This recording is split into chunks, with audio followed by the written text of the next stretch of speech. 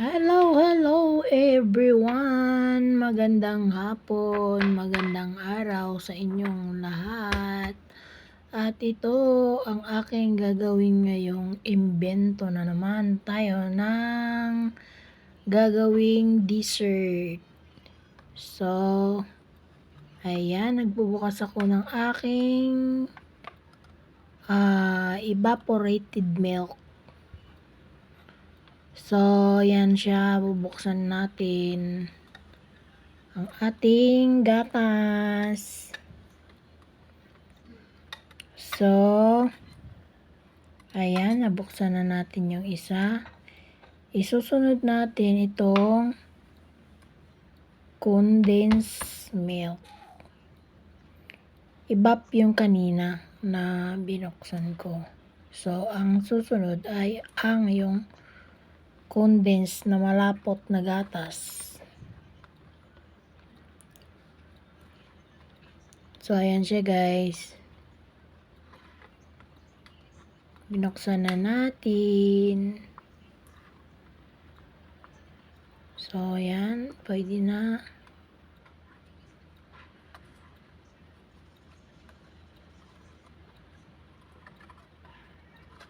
So, prepare ko muna siya na buksan lahat para mamaya pag i-mix ko, nakabukas na lahat. Hindi na mahirapan, di ba?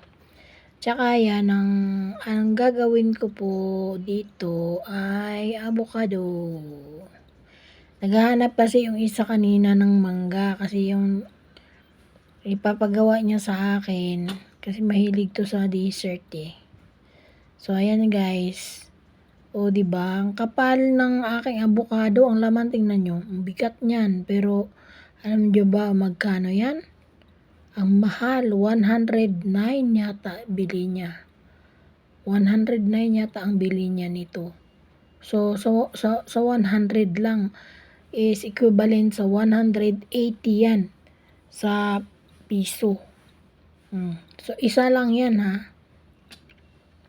Pero ang kapal niya, ang bigat. So, ayan, in-slice ko na.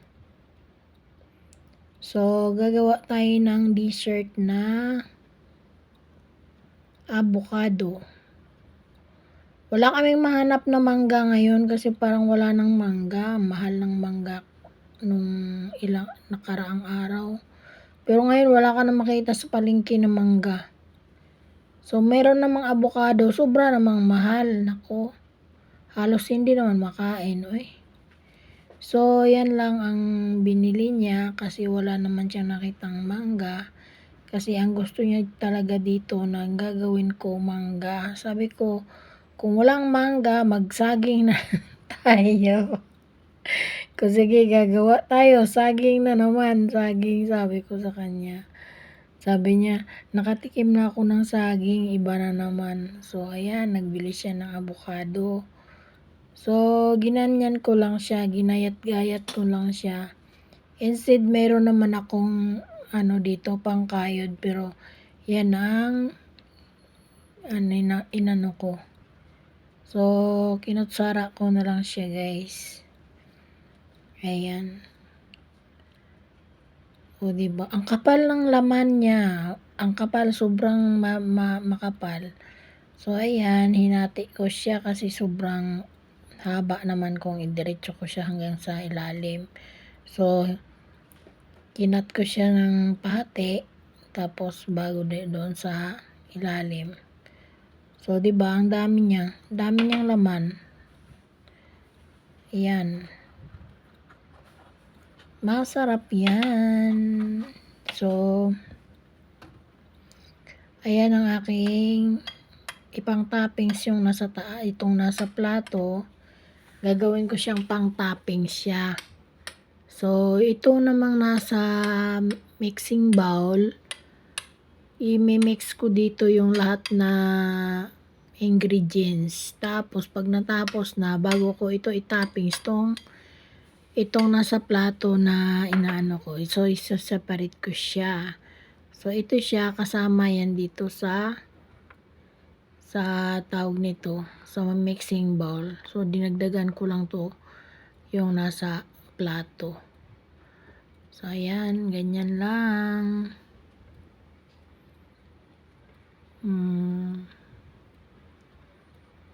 Ganyan lang siya pag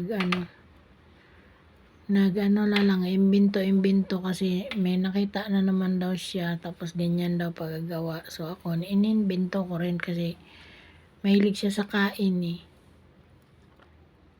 Mahilig siya sa mga kain-kain. Ako naman pag pag sinabi niya, basta bumili ka lang ng ingredients. Yan, lulutuin ko talaga yan basta mayroong ingredients. Kasi pangit naman magluto kung kulang-kulang sa ingredients, walang ganang magluto. So, kailangan maraming ingredients ang gusto ko. Pag ako pinaluto mo, kailangan kumpletuhin mo. So, ayan siya guys. Yan, i-mix natin. So, meron pa kasi siyang gatas na matamis dito. Kasi hindi na ako naglagay ng kung ano dito. So, isang condense lang yan siya. Tapos, yung yung gatas na evaporated milk, inubos ko yan. Isang can na evaporated, isang can din na condense, tsaka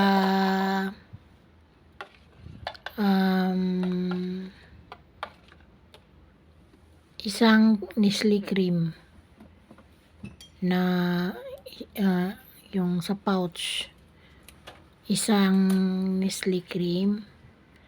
So ayan, halo ko na. Bago ko siya anuhin yung ating graham, durugin siya, padurog siya guys. So, ayan na siya yung ating avocado with milk. So, ito yung ating graham na akala ko siya isang buo na ba. Iba na pala ngayon ang graham. Mayroon ng balot-balot na siya, paper pack na siya. So, ginawa ko ganyan, no. Durugin lang ng ganyan. Pero hindi naman as in durug na durug. Ganyan lang. So, ayan. Inubos ko yung isang balot bago ko ilagay sa freezer. Ayan. Durug-durugin mo lang. Kasi pag once na na siya, tawag nito, malublob na siya dyan sa gatas, lalambot din yan. Tapos, mag-absorb yung mga doon sa ating biscuit na graham. So, ayan.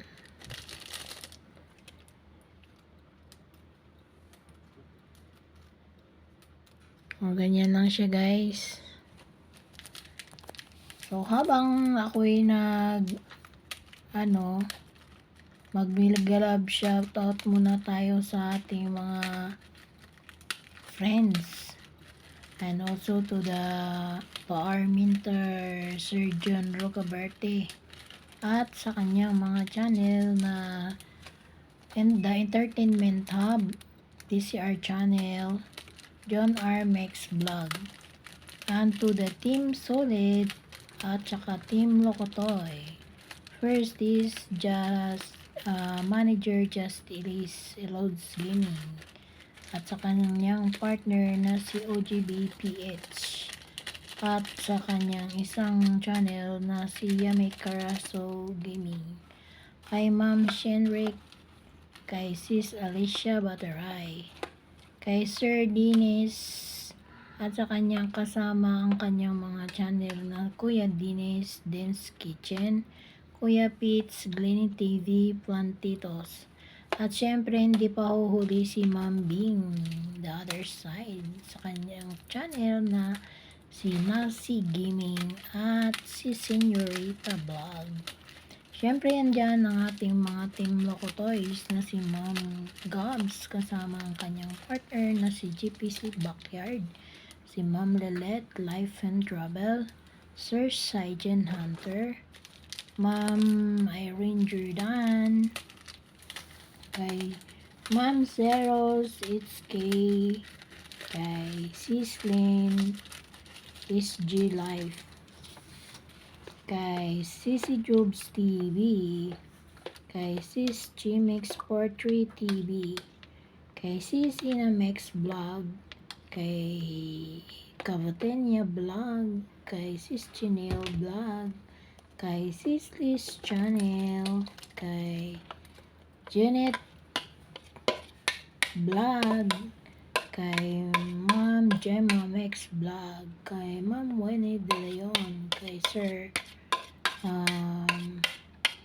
Sunny Shin TV, kay Kuya Toniba, kay Ate Lynn Gray, kay Ate Belle, kay Sisters Maria's Farm, kay sa isang channel niya na si Trace Makes Vlog, kay Sis Sanjan kay Sis Sanjan, kay Sis Marian Inghog, kay Sis Jan and Gracia, kay Idol GFC TV and GFC TV Official, kay Sis Latipa A, at kay Sis Griselda Channel, kay Sis Mary Grace Francisco, at ang Madiscarding Mommy. Ayan. Tapos na, malapit nang matapos ang aking, ganyan lang ang pagkagawa ko sa aking dessert. So, pampalamig yan siya, guys. So, pagkatapos nito, meron akong powder na graham. Ayan. Lagyan natin siya ng topping sa itaas bago ko siya ilagay sa freezer. So, ganyan lang. O, diba? Sarap-sarap. Masarap po yan, guys. Promise. I-try nyo din magawa ng ganito. Diba? Ang sarap, sobra. Lalo na siguro pag maraming Nestle cream ito. Sobrang sarap na nga eh. Mas manamnam kasi pag maraming Nestle cream. Kaso isa lang yung Nestle cream na nilagay ko. So, ayan siya, guys. O, diba? May pang dessert na. So, ayan lang, guys. Thank you for watching.